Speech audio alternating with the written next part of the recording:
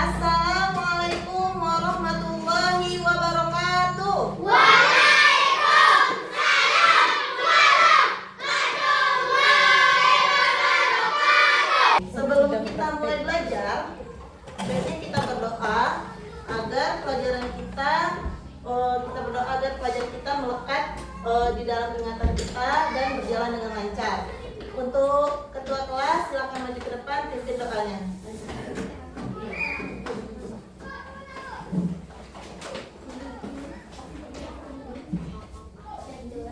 Siap, gerak.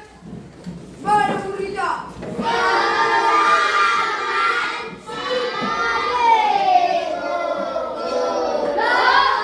Sebelum kita belajar, mari kita berdoa.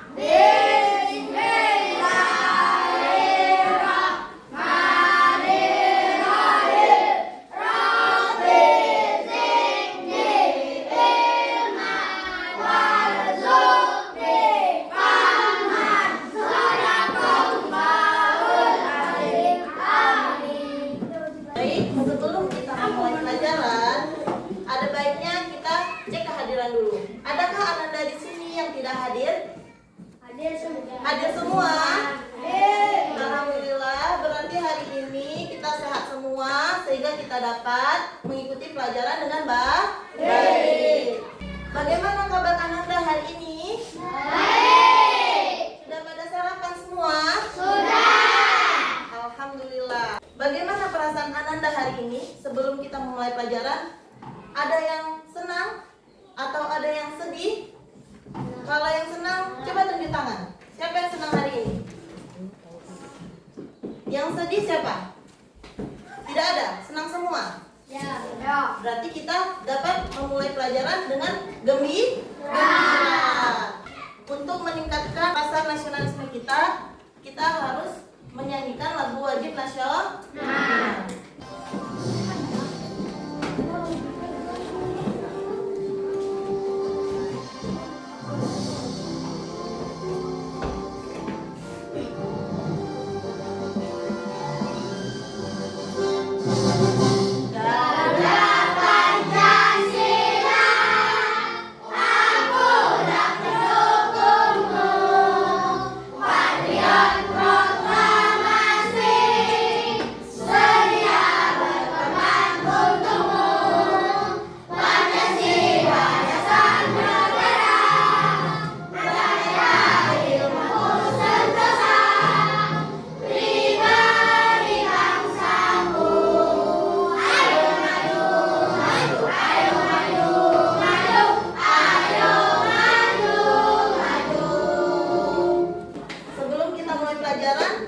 Kita ice breaking dulu agar melaksanakan pelajaran dengan semangat.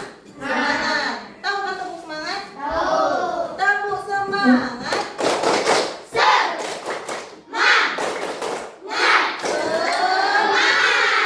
Sekali lagi, tepuk semangat.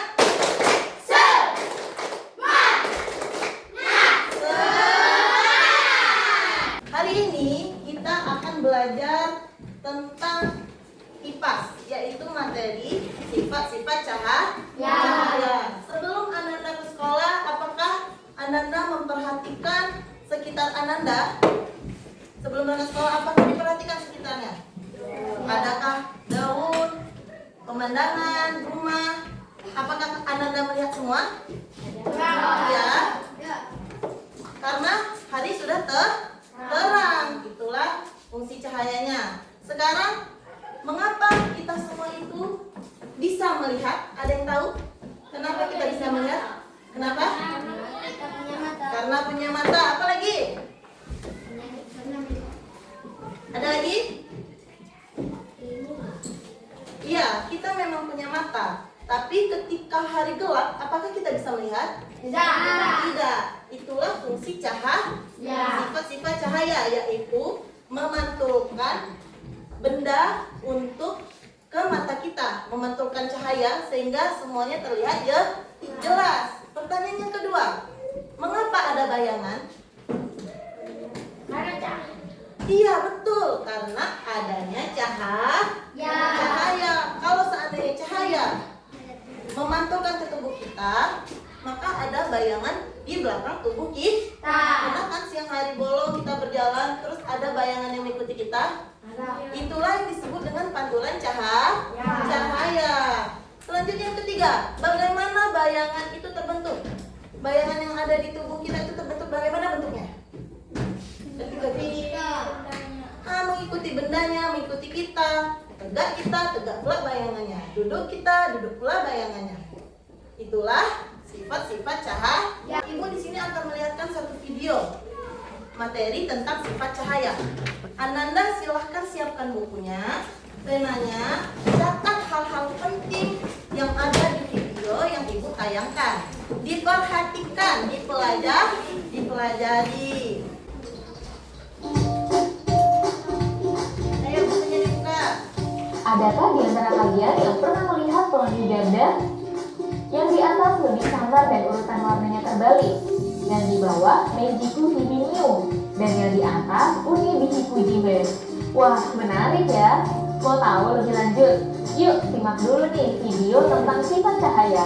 Nanti kakak akan ceritakan di video ini. Yuk, langsung aja kita simak 5 fungsi cahaya. Sebelum mulai, kamu tahu nggak sumber cahaya terbesar di bumi? Iya, 100 menu kamu yang nembus matahari. Matahari adalah sumber cahaya utama bagi bumi. Jika tidak ada cahaya matahari, bumi akan gelap gulita. Kamu pun jadi kesulitan untuk melihat benda-benda di sekitar. Kamu bisa saja menabrak dinding atau tersandung batu kalau berjalan di kegelapan. Lalu bagaimana dengan sumber cahaya di malam hari? Apakah bulan adalah salah satu sumber cahaya juga? Jawabannya bukan. Bulan tidak bisa memancarkan cahayanya sendiri. Cahaya bulan adalah pantulan dari cahaya matahari. Ingat ya, meskipun malam hari, matahari masih tetap ada di tempatnya. Justru bumilah yang berputar sehingga sebagian daerah bumi akan membelakangi matahari dan mengalami malam. Beruntungnya, lampu sudah ditemukan sehingga kamu tidak perlu khawatir kegelapan saat malam hari. Berikutnya, yuk pelajari 5 sifat cahaya. Yang pertama, cahaya dapat merambat lurus. Ketika merambat, cahaya tidak memerlukan medium perantara. Karena itu, cahaya matahari bisa sampai ke bumi meskipun melewati ruang vakum di luar angkasa. Cahaya yang merambat lurus dapat kamu lihat pada sorotan lampu mobil atau motor, lampu sensor, lampu sorot di panggung, lampu mercusuar di pinggir pantai, atau cahaya matahari yang masuk melalui celah ventilasi. Yang kedua, cahaya menembus benda bening. Coba lihat jendela di rumahmu. Jendela biasanya dibuat dari kaca agar cahaya matahari dapat tembus dan menerangi ruangan. Atau pernahkah kamu melihat dasar sungai karena airnya jernih? Iya, air yang jernih dapat ditembus oleh cahaya sehingga batuan, tanaman, atau ikan-ikan di dalam sungai dapat terlihat. Yang ketiga, cahaya dapat dipantulkan. Cahaya yang mengenai permukaan benda akan dipantulkan. Permukaan benda yang rata dan licin seperti cermin akan memantulkan cahaya dengan teratur ke satu arah yang disebut dengan pemantulan teratur. Sementara permukaan benda yang tidak rata akan memantulkan cahaya ke segala arah yang disebut dengan pemantulan baur. Sifat pemantulan cahaya yang paling mudah diamati adalah saat kamu bercermin. Bayangan dirimu pada cermin terbentuk karena pemantulan cahaya. Sifat bayangan pada cermin bergantung pada jenis cermin yang digunakan. Cermin datar memiliki sifat bayangan maya, tegak, sama besar, dan terbalik antara sisi kanan dan kirinya. Contoh cermin datar adalah cermin yang ada di kamarmu. Kemudian ada cermin cekung atau konkav, bersifat mengumpulkan cahaya atau konvergen. Sifat bayangannya bergantung pada jarak benda dengan cermin. Cermin cekung digunakan pada sensor dan lampu kendaraan. Dan berikutnya yaitu cermin cembung atau konveks, bersifat menyebarkan cahaya atau divergen. Sifat bayangannya adalah maya, tegak, dan diperkecil. Cermin cembung digunakan pada kaca spion atau cermin di tikungan jalan. Sifat yang keempat yaitu cahaya dapat dibiaskan atau dibelokkan jika melalui dua medium yang berbeda kerapatannya. Pernahkah kamu salah mengira kedalaman kolam renang? Dari atas, kolam renang terlihat dangkal. Tapi ketika kamu masuk ke dalam air, ternyata kolamnya cukup dalam. Nah, peristiwa tersebut terjadi karena cahaya melewati dua medium yang berbeda kerapatannya, yaitu udara dan air. Cahaya yang dibiaskan akan membentuk bayangan dasar kolam yang lebih dangkal dari kedalaman aslinya. Contoh lainnya yaitu saat kamu melihat genangan air di atas jalanan aspal pada siang hari yang panas. Namun saat didekati, kamu tidak menemukan genangan air tersebut. Apakah cuma bayangan kamu saja? Ternyata bukan. Peristiwa ini juga disebabkan oleh pembiasan cahaya. Lapisan udara di dekat permukaan jalanan aspal yang panas memiliki kerapatan yang lebih rendah daripada lapisan udara yang dingin di atasnya. Saat cahaya melewati dua lapisan udara tersebut, cahaya akan dibiaskan. Akibatnya akan terbentuk bayangan langit yang kamu lihat seperti genangan air itu. Dan sifat yang kelima, cahaya dapat diuraikan. Siapa yang pernah melihat pelangi setelah turun hujan? Iya, terbentuknya pelangi adalah peristiwa penguraian cahaya matahari yang berwarna putih. Warna putih merupakan kumpulan dari beberapa spektrum warna. Saat cahaya matahari melewati butiran air di udara, cahaya matahari akan dibiaskan. Cahaya putih matahari berpisah dan terurai menjadi megikuhidinium karena adanya perbedaan panjang gelombang dan sudut ketika cahaya matahari dibiaskan. Nah, sesuai janji kakak untuk menjawab kenapa bisa ada pelangi ganda ya. Ternyata untuk pelangi kedua yang posisinya di atas, cahayanya dibiaskan sekali lagi di dalam tetesan hujan. Jadi ada dua kali pembiasan dalam tetesan air yang menyebabkan pelangi kedua. Wah, menarik ya. Sudah mengamati video yang Ibu tampilkan tadi. Apakah Ananda udah sedikit banyaknya tahu tentang sifat-sifat cahaya? Sudah banyak tahu nggak sifat cahaya? Ya, sekarang kita amati kelas ini. Kira-kira mengapa kelas ini bisa terang?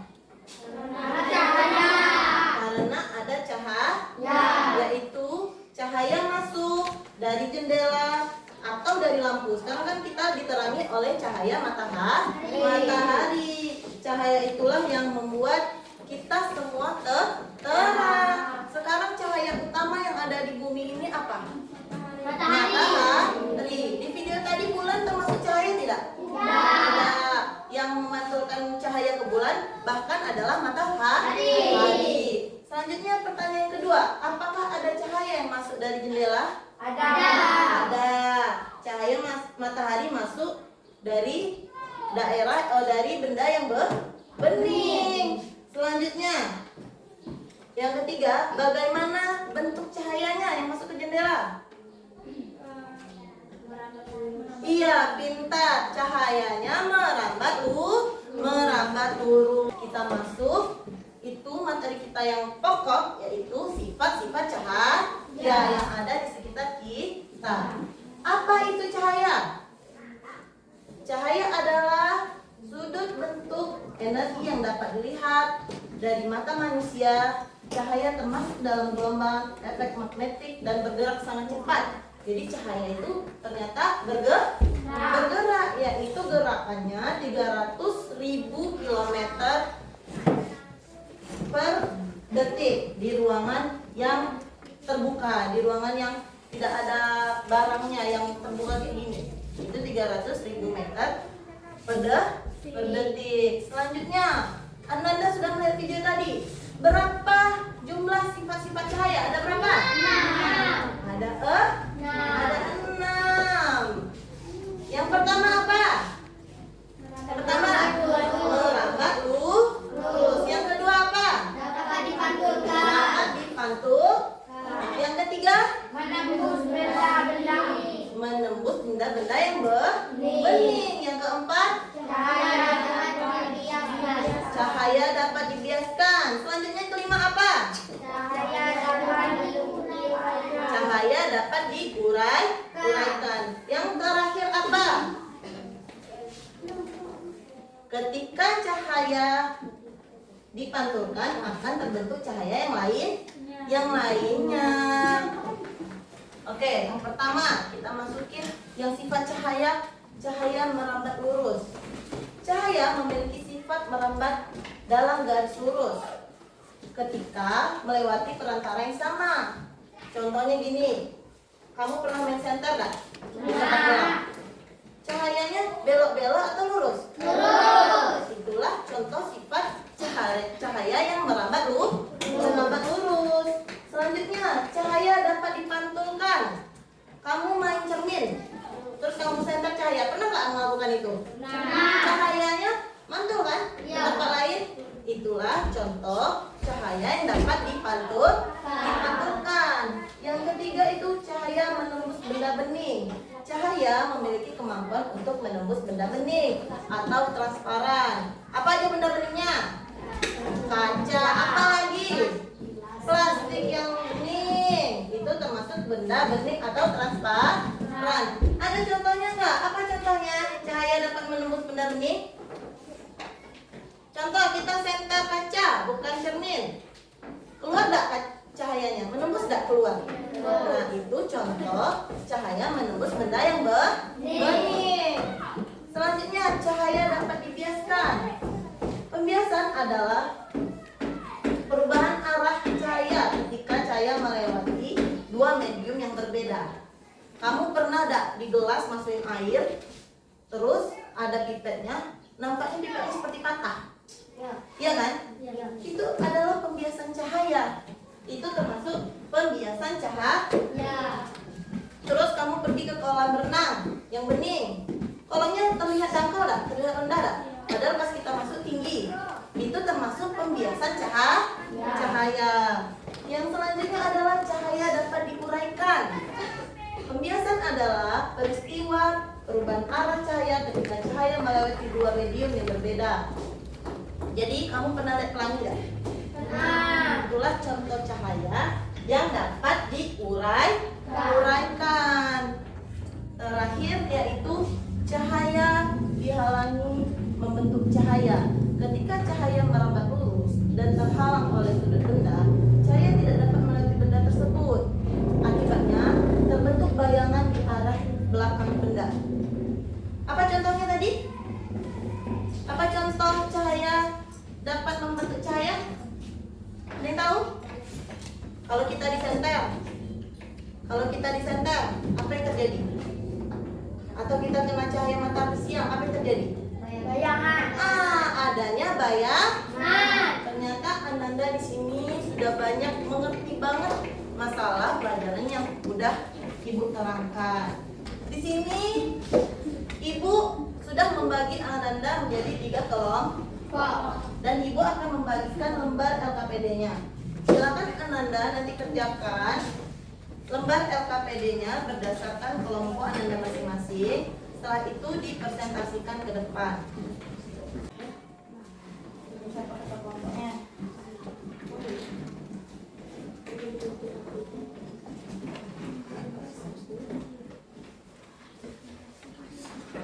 Berdiskusi dengan baik, bekerja sama, semuanya bekerja, saling mencari tahu apa jawabannya.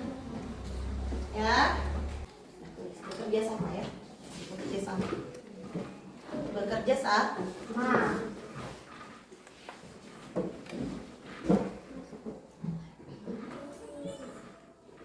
Bisa.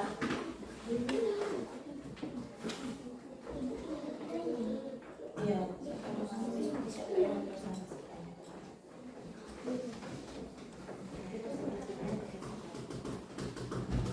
Bisa.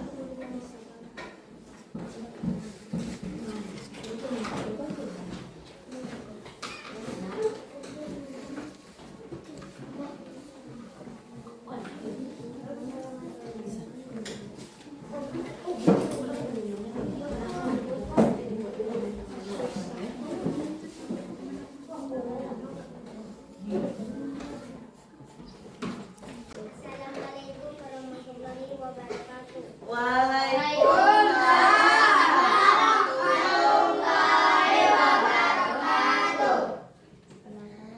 Perkenalkan kami dari kelompok 3. Anggota 1 Mauli, 2 Naura, 3 Al, 4 Rofi. Jangan ada temannya yang ketawa ya.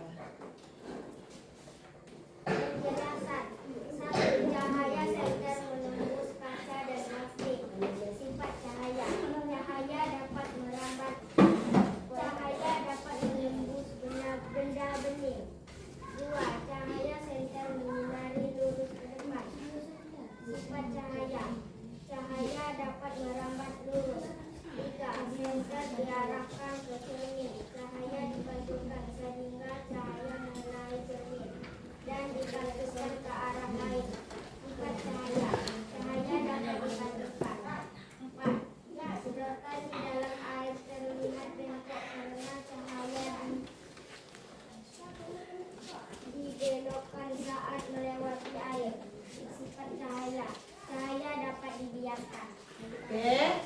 Untuk kelompok 3, adakah yang salah? Apa udah benar semua? Benar semua. Kita beri apresiasi kepada kelompok 3. Maka kelompok 3 kembali. Ada yang mau bertanya tidak? Ya, Seren, silakan. Jika cahaya bisa menembus benda, mengapa tidak bisa menembus tembok? Jika cahaya dapat menembus benda, kenapa cahaya tidak bisa menembus tembok? Ada nggak di sini yang bisa menjawab pertanyaan dari Ananda Seren? Ada yang bisa jawab tidak? Jika apa tadi Seren? Cahaya bisa menembus benda. Jika cahaya bisa menembus benda, kenapa cahaya tidak bisa menembus tembok? Ada yang tahu jawabannya? Ada yang pengen mencoba? Ada yang tahu? Ayo, kenapa? Pertanyaan yang bagus ya untuk Ananda Seren. Di sini Ibu bantu menjelaskan.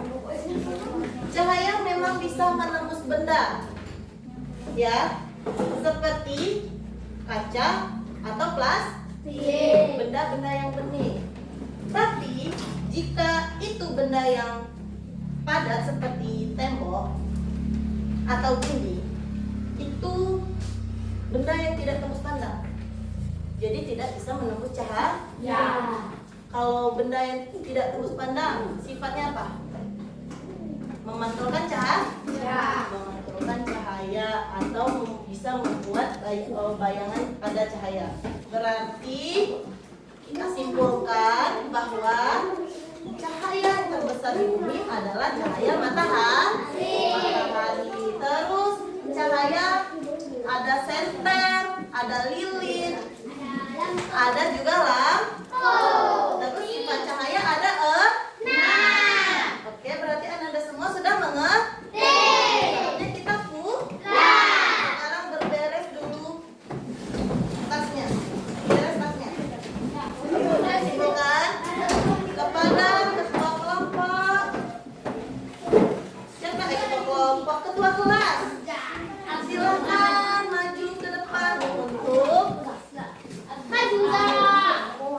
menyiapkan doa.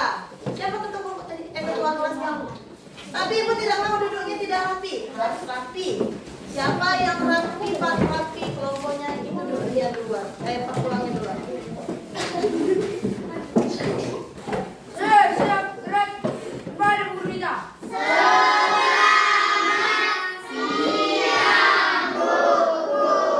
Selamat siang anak-anak. Sebelum kita pulang, mari kita berdoa.